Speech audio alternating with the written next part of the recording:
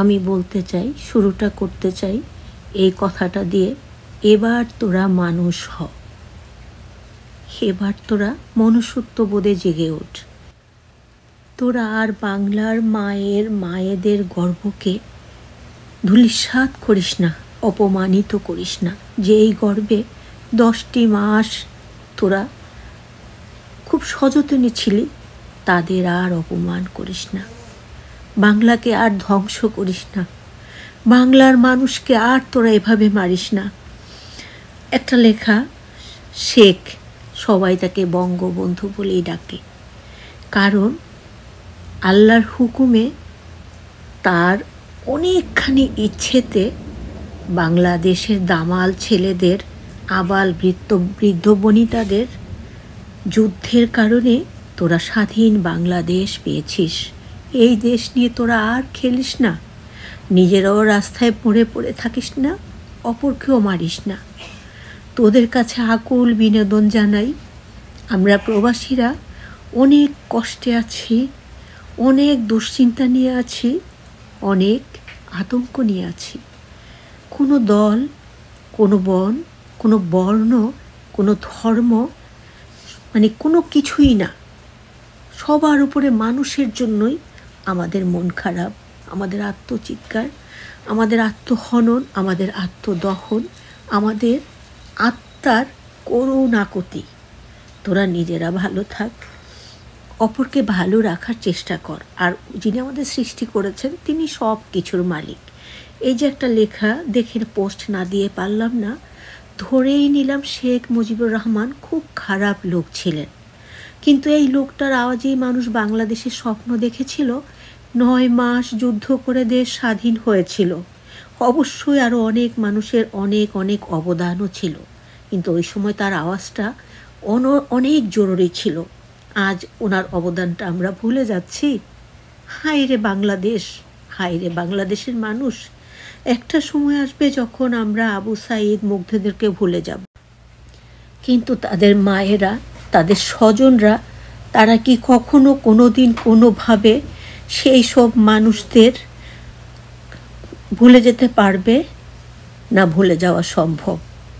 কেন তোমরা এমনটা করছো? কেন এত সুন্দর বাংলাকে ধ্বংস করে তছনছ করে দিচ্ছ? কেন মানুষের বুক খালি করে দিচ্ছ? তোমরা কি একবার ভাবছো যে তোমাদের মৃত্যুগুলো তার থেকেও কঠিন হতে পারে? যিনি সকণ্ঠে ঘোষণা দিয়েছিলেন এবারের সংগ্রাম স্বাধীনতার সংগ্রাম, এবারের সংগ্রাম মুক্তির সংগ্রাম, রক্ত যখন দিয়েছি, রক্ত দেব আরও, তবু দেশকে স্বাধীন করে ছাড়ব, সেই মানুষটাকেই তোমরা এতটা অপমান করছো। তোমাদেরকে একবারও তোমাদের বিবেক তোমাদেরকে দংশিত করছে না? তোমরা হয়তো স্বাধীনতা যুদ্ধ দেখোনি, যারা দেখেছেন তোমাদের মা বাবা আত্মীয় স্বজন, তাদের কাছেও কি কখনো গল্পও শোনোনি? একজন ক্রিকেট খেলোয়াড় মাশরাফি, যিনি আমার জানা মতে সাদামাটা একজন মানুষ, কোনো হিংসাত্মক ধরনের কোনো ধরনের কাজে তিনি জড়িত কখনই ছিলেন না, এটা আমার ধারণা, আমি ঠিক জানি না। একজন খেলোয়াড় মাশরাফিকে আপনি অপছন্দ করতেই পারেন, কিন্তু একজন দেশপ্রেমিক মাশরাফিকে আপনি যখন অপছন্দ করেন বা তাকে নিয়ে নোংরামি করেন, তখন বুঝতে হবে যে আপনার গোড়াতেই গলদ আছে। মাশরাফি বিন মুর্তজা এবার বলেছিলেন, মুক্তিযোদ্ধারাই এদেশের নায়ক। 1971 সালে স্বাধীন বাংলাদেশ সৃষ্টি করার জন্য যারা ঝাঁপিয়ে পড়েছিলেন, সেই মানুষগুলো কিন্তু আমাদের সবার ঊর্ধ্বে। তাঁরা যে অবদান রেখে গেছেন, সেরকম অবদান আমরা কেউ রাখতে পারিনি। যদিও তাদের যে সম্মান দেওয়া উচিত ছিল, শুধু আমরা সেরকম সম্মান বয়ে বেড়াচ্ছি। 71-এর মুক্তিযুদ্ধ সম্পর্কে জানার জন্য যে কুইজ করতে হয়, এর চেয়ে দুঃখের বিষয় আর কী হতে পারে? 71 এমন একটা জিনিস যার সম্পর্কে আপনি নিজে থেকে জানতে চাইবেন। আমি বলেছি, আমি নিজেও অনেক কিছু জানি না, কিন্তু বাসায় যখন মুক্তিযুদ্ধ নিয়ে কোনো ছবি দেখি, তখন সেটা দেখতে মন চায়, মনে হয় আবারও দেখি। সত্যিকার যুদ্ধ আমরা দেখিনি, আমি জানি এটা সিনেমা, তবুও দেখতে ইচ্ছে করে। হয়তো এভাবেই তারা যুদ্ধ করেছিলেন, এভাবেই হয়তো একজন মা তার ছেলেকে উৎসর্গ করেছিলেন। আপনারা ছবিগুলো দেখুন, মুক্তিযুদ্ধ নিয়ে বহু বহু বই লেখা হয়েছে, বইগুলো আপনারা পড়ুন, এটা আসলে অনুভূতির ব্যাপার। তাই বলবো, মুক্তিযুদ্ধ নিয়ে লেখা বইগুলো আপনারা পড়ুন। আমার বিশ্বাস আপনাদের ভেতরে অন্যরকম অনুভূতি তৈরি হবে। এটা আসলে অনুভূতির ব্যাপার, হয়তো এর চর্চা করছেন না বলে আপনাদের ভেতরে অনুভূতিটা জন্মাচ্ছে না।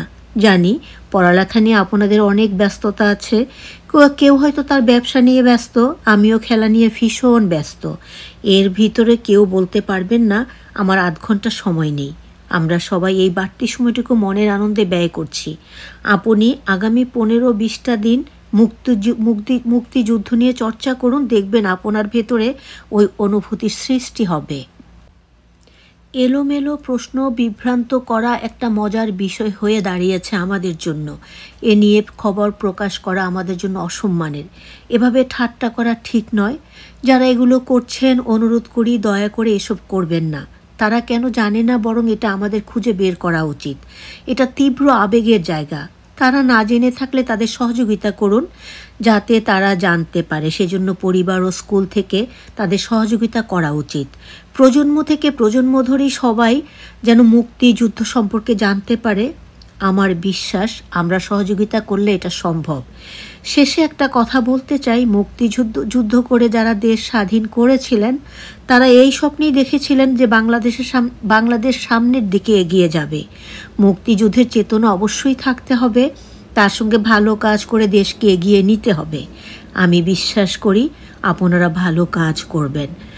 বাংলাদেশকে আমরা বহির্বিশ্বে একটা সেরা দেশ হিসেবে দেখতে চাই, সেটা কিন্তু নির্ভর করছে আপনাদেরই উপর। আপনারা যারা তরুণ, তারা এখনও পড়ালেখা করছেন, আপনারা চাইলে অনেক দূর এগিয়ে যেতে পারবেন। আপনাদের মধ্যে থেকে কেউ একজন সেরা হয়ে বেরিয়ে এসে বাংলাদেশকে এগিয়ে নিয়ে যাবেন। আমার ছেলে মেয়েও বড় হচ্ছে, আমিও চাই তারাও একাত্তর সম্পর্কে জানুক, বাংলাদেশের মুক্তিযোদ্ধা সম্পর্কে জানুক, বাংলাদেশের স্বাধীনতা সম্পর্কে জানুক কোন ত্যাগের বিনিময়ে আমরা আজ স্বাধীনভাবে চলছি, যা 71-এর আগে কখনই সম্ভব ছিল না। আমার ছেলে মেয়েকে এই জানানোর কাজটা হয়তো আপনাদের মধ্যে কেউ একজন করবেন। সেই ভাবনা থেকে আমি এখানে বসে আছি। আপনারা জানলে ছেলে মেয়েরাও জানবে। মাশরাফি আমাদের প্রিয় ক্রিকেটার, সেই সাথে তিনি যে একজন উন্নত চিন্তাধারার মানুষ, আজকের এই কথাগুলো থেকে আমরা সেটা আজ করে নিতে পারি। তাই বলবো, হে প্রিয় বাংলা ভাষাভাষী, হে প্রিয় বাংলাদেশি, হে প্রিয় বাংলা, হে প্রিয় বাংলার মানুষ, তোমরা কষ্ট করে মাশরাফিরই কথাগুলো শুনবে। এখানে আমি হয়তো ভয়েস দিয়ে বলেছি, কিন্তু তার কথাগুলোই আমি তোমাদেরকে শুনিয়েছি। কথাগুলো শুনবে। আর তোমরা যারা মুক্তিযুদ্ধের সম্বন্ধে সঠিক জ্ঞান রাখো না, তোমরা পূর্বপুরুষদের কাছ থেকে মুক্তিযুদ্ধ সম্বন্ধে জানবে, মুক্তিযোদ্ধাদের সম্বন্ধে জানবে। অর্থাৎ দেশপ্রেমিক যারা দেশের জন্য যুদ্ধ করে মরেছেন, লড়েছেন, এখনও অনেকে বেঁচে আছেন। তোমরা ভালো থাকবে এই বিশ্বাস নিয়ে। তাদের কথা জানো। তোমাদের মধ্যে যদি মনুষ্যত্ব বোধ থেকে থাকে, তোমাদেরকে যদি কোনো মায়েরা গর্ভে ধারণ করে থাকে, তোমরা এই হয়রানি, এই লুটপাট, এই হত্যাযজ্ঞ থেকে সরে আসবে। জন্মটাই মৃত্যুর জন্য। কিন্তু তোমরা কি জানো, যদি এটা জানতে চাও যে একটা মানুষকে, যেই হোক, যে কোনো মানুষ কি হোক, এভাবে নির্বিচারে পুড়িয়ে মেরে ফেলা, নির্বিচারে গুলি করে মারা, নির্বিচারে পিটিয়ে মেরে ফেলা, তোমরা কি পরকালকে কেউ ভয় করো না? তোমরা কি আমাদের নবীজির বিদায় হজ সম্বন্ধে কিছুই জানো না? তাহলে আমি তোমাদের সাথে আজকে আমার প্রিয় নবীর, আল্লাহর পেয়ারে নবীর, আমাদের পেয়ারে নবী হজরত মুহাম্মদ সাল্লাল্লাহু আলাইহি ওয়াসাল্লামের বিদায় হজের ভাষণটি তোমাদের সাথে শেয়ার করব। বিসমিল্লাহির রহমানির রহিম। বিদায় হজের ভাষণ, যে ভাষণটি আমাদের মহানবী সাল্লাল্লাহু আলাইহি ওয়াসাল্লাম মৃত্যুর কয়েকদিন আগে সাধারণ মানুষের উদ্দেশ্যে দিয়েছিলেন, সেটি হাদিসের আলোকে বিদায় হজ নামে পরিচিত।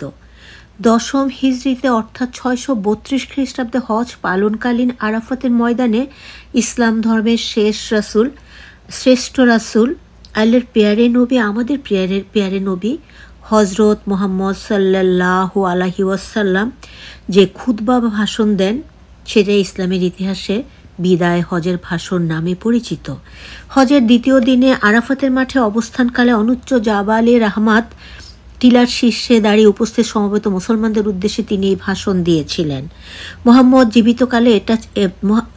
সাল্লাল্লাহু আলাইহি সাল্লামের জীবিতকালে এটাই ছিল শেষ ভাষণ। তাই এই ভাষণকে বিদায় হজের ভাষণ বলে ইসলামের ইতিহাসে উল্লেখিত আছে। মুহাম্মদ সাল্লাল্লাহু আলাইহি সাল্লাম তার জীবনে একবারই হজ পালন করেন। এটি ছাড়া আর কোনো হজ পালনের বর্ণনা হাদিস বা কিছুতে পাওয়া যায় না। আমাদের প্রিয়ারে নবীর ইচ্ছে ছিল তার এই বিদায় হজের ভাষণটি যেন দ্বারে দ্বারে পৌঁছে দেয়া হয়। শুক্রবার 9 জিলহজ 10 হিজরি সনে হজের সময় আরাফা ময়দানে দুপুরের পর হজরত মুহাম্মদ সাল্লাল্লাহু আলাইহি ওয়াসাল্লাম লক্ষাধিক সাহাবীর সমাবেশে ঐতিহাসিক ভাষণ দেন। হামদ ও সানার পর তিনি বলেন, হে মানুষ, তোমরা আমার কথা শুনো। এরপর এই স্থানে তোমাদের সাথে আর একত্রিত হতে পারবো কিনা জানি না। হে মানুষ, আল্লাহ বলেন, হে মানব জাতি, তোমাদেরকে আমি এক পুরুষ এবং এক নারী থেকে সৃষ্টি করেছি এবং তোমাদেরকে সমাজ ও গোত্রে ভাগ করে দিয়েছি যেন তোমরা পরস্পরের পরিচয় জানতে পারো। অতএব শুনে রাখো, মানুষে মানুষে কোনো ভেদাভেদ নেই। আরবের উপর অনারবের উপর আরবের কোনো শ্রেষ্ঠত্ব নেই। তেমনি সাদার উপর কালোর বা কালোর উপর সাদার কোনো শ্রেষ্ঠত্ব নেই। তোমাদের মধ্যে সেই ব্যক্তি আল্লাহর কাছে সবচেয়ে সম্মান ও মর্যাদার অধিকারী যে আল্লাহকে ভালোবাসে। হে মানুষ, শুনে রাখো, অন্ধকার যুগের সকল বিষয় ও প্রথা আজ থেকে বিলুপ্ত হলো, জাহিল যুগের রক্তের দাবি রহিত করা হলো। হে মানুষ, শুনে রাখো, অপরাধের দায়িত্ব কেবল অপরাধীর উপরই বর্তায়। পিতা তার পুত্রের জন্য আর পুত্র তার পিতার অপরাধের জন্য দায়ী। হে মানুষ, তোমাদের রক্ত, তোমাদের সম্মান, তোমাদের সম্পদ পরস্পরের জন্য চিরস্থায়ীভাবে হারাম অর্থাৎ পবিত্র ও নিরাপদ করা হলো, যেমন আজকের এই মাস এই শহর সকলের জন্য পবিত্র ও নিরাপদ। হে মানুষ, তোমরা হিংসা, ঈর্ষা, বিদ্বেষ থেকে দূরে থাকবে। ঈর্ষা ও হিংসা মানুষের সকল সদ্গুণকে ধ্বংস করে দেয়। হে মানুষ, নারীদের সম্পর্কে আমি তোমাদের সতর্ক করে দিচ্ছি, তাদের সাথে কখনো নিষ্ঠুর আচরণ করো না। তাদের উপর যেমন তোমাদের অধিকার রয়েছে তেমনি তোমাদের উপরও তাদের অধিকার রয়েছে, সুতরাং তাদের কল্যাণের দিকে সবসময় খেয়াল রাখো। হে মানুষ, অধীনস্থদের সম্পর্কে সতর্ক হও। তোমরা নিজেরা যা খাবে তাদেরও তা খাওয়াবে, নিজেরা যা পড়বে তাদেরও তা পড়াবে। শ্রমিকের শরীরের ঘাম শুকানোর আগেই তার মজুরি পরিশোধ করবে। হে মানুষ, বিশ্বাসী সেই ব্যক্তি যার হাত মুখ থেকে অন্যের সম্মান, ধন, প্রাণ নিরাপদ। সে নিজের জন্য যা পছন্দ করে অন্যের জন্য তাই পছন্দ করে। হে মানুষ, বিশ্বাসীরা পরস্পরের ভাই, সাবধান, তোমরা একজন আরেকজনকে হত্যা করার মতো কুফরি কাজে লিপ্ত হইও না। হে মানুষ, শুনে রাখো, আজ হতে বংশগত শ্রেষ্ঠত্ব বা কৌলীন প্রথা বিলুপ্ত করা হলো। কুলীন বা শ্রেষ্ঠ সেই যে বিশ্বাসী ও মানুষের উপকার করে। হে মানুষ, ঋণ অবশ্যই ফেরত দিতে হবে। বিশ্বস্ততার সাথে প্রত্যেকের আমানত রক্ষা করতে হবে। কারো সম্পত্তি যদি স্বেচ্ছায় না দেয় তবে তার অপর কারোর জন্য তা হালাল নয়। তোমরা কেউ দুর্বলের উপর অবিচার করবে না। হে মানুষ, জ্ঞানীর কলমের কালি শহীদের রক্তের চেয়েও মূল্যবান। জ্ঞান অর্জন প্রত্যেক নর নারীর জন্য ফরজ, কারণ জ্ঞান মানুষকে সঠিক পথ দেখায়। জ্ঞান অর্জনের জন্য প্রয়োজনে তোমরা চিনিও যেতে পারো। হে মানুষ, তোমরা তোমাদের আল্লাহর ইবাদত করবে, নামাজ কায়েম করবে, জাকাত আদায় করবে, রোজা রাখবে, হজ করবে আর সঙ্গবদ্ধভাবে নেতাকে অনুসরণ করবে, তাহলে তোমরা জান্নাতে দাখিল হতে পারবে। সুবহানাল্লাহ। হে মানুষ, শুনে রাখো, একজন কুশ্রী কদাকার ব্যক্তিও যদি তাদের নেতা মনোনীত হয়, যতদিন পর্যন্ত সে আল্লাহর কিতাব অনুসারে তোমাদের পরিচালিত করবে ততদিন পর্যন্ত তার আনুগত্য করা তোমাদের অবশ্যই কর্তব্য। হে মানুষ, শুনে রাখো, আমার পর আর কোনো নবী নেই। হে মানুষ, আমি তোমাদের কাছে দুটি আলোক বার্তা রেখে যাচ্ছি। যতদিন তোমরা এই দুটোকে অনুসরণ করবে ততদিন তোমরা সত্য পথে থাকবে। একটি হলো আল্লাহর কিতাব, দ্বিতীয়টি হলো আমার জীবন দৃষ্টান্ত অর্থাৎ আমার সুন্নাহ। হে মানুষ, তোমরা কখনই ধর্ম নিয়ে বাড়াবাড়ি করো না, কারণ অতীতে বহু জাতি ধর্ম নিয়ে বাড়াবাড়ি করার কারণে ধ্বংস হয়ে গেছে। হে মানুষ, প্রত্যেকেই শেষ বিচারের দিনে সকল কাজের হিসাব দিতে হবে, অতএব সাবধান হও। হে মানুষ, তোমরা যারা এখানে হাজির আছো, আমার এই বাণীকে সবার কাছে পৌঁছে দাও। এরপর তিনি জনতার উদ্দেশ্যে জিজ্ঞেস করলেন, হে মানুষ, আমি কি তোমাদের কাছে আল্লাহর বাণী পৌঁছে দিতে পেরেছি? তখন সকলে সমস্বরে জবাব দিল, হ্যাঁ। এরপর নবীজি সাল্লাল্লাহু আলাইহি সাল্লাম বললেন, হে আল্লাহ, তুমি সাক্ষী থাকো, আমি আমার সকল দায়িত্ব পালন করেছি। সুবহানাল্লাহ, আলহামদুলিল্লাহ, লা ইলাহা ইল্লাল্লাহ, আল্লাহু আকবার, আমিন সুম্মা আমিন।